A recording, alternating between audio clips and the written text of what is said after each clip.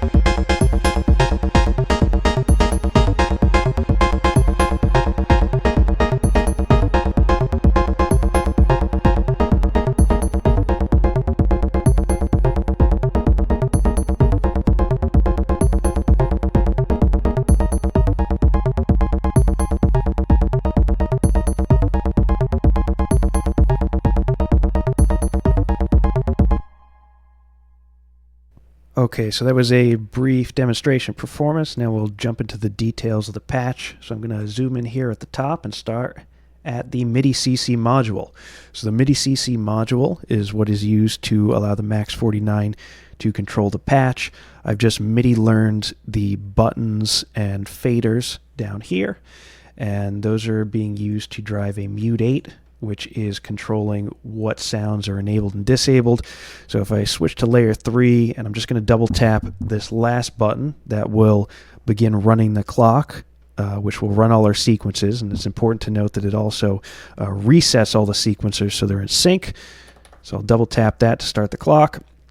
And if I switch to layer 1, I can unmute individual elements by pressing buttons.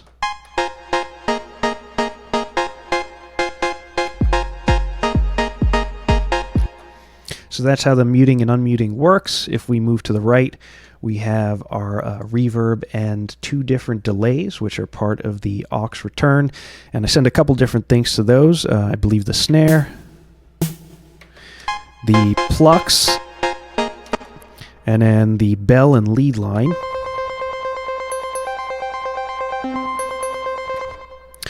To the right of those, we have a noise generator and a filter, and those are used for the transition noises. So this first fader here will bring up the white noise, and that's bringing up the white noise just by automating the movement of the frequency knob on the filter. And then the second fader will bring up the resonance on that filter so we can get more of a spacier noise there, which is pretty neat. And then to the right of that is just a audio analyzer because it looks cool. If we move down, there's the master section. So we have our master clock. To the right of that, our mixer, which I'm adjusting the individual levels for all the tracks, doing some panning, and sending elements to the aux return effects up here.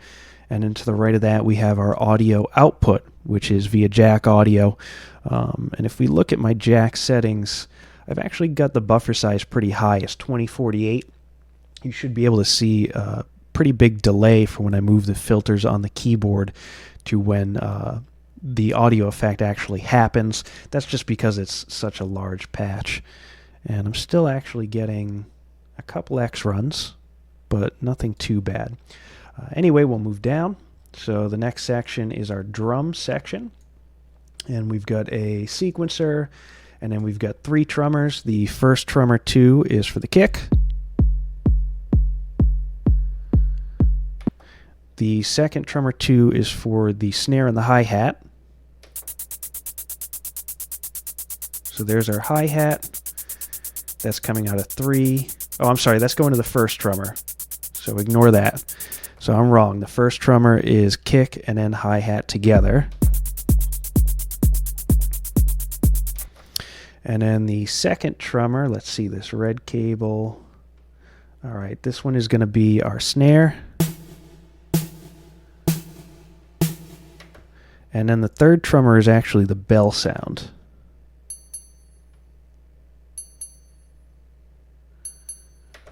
Yeah, I did that because for the snare sound I needed both sides of this. Okay, so that's drum section, and then we've got bass section. So you can ignore this. This is just for programming notes into the phrase sequencer from the Max 49. We have our phrase sequencer.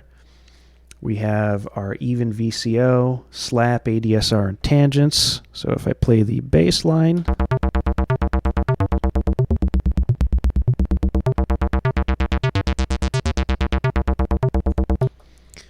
we'll move down to the plucks. So the plucks are just a note sequencer, and I programmed them manually by clicking in the notes on the grid.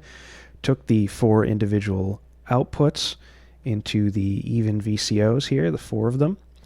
Then we have an ADSR, a quad VCA, and then a mute 8. And the reason for this is so I can get the 2-note plucks and then the 4-note plucks. So here's our 2 notes. And then if I enable this top one, it's all 4.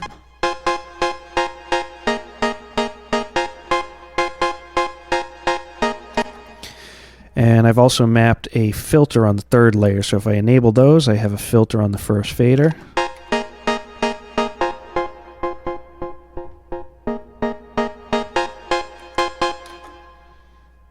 Okay, that's our pluck section. And finally, we have a melody line section, which is this. And that's just a phrase sequence 32, quantizer, macro oscillator, slap, and tangents.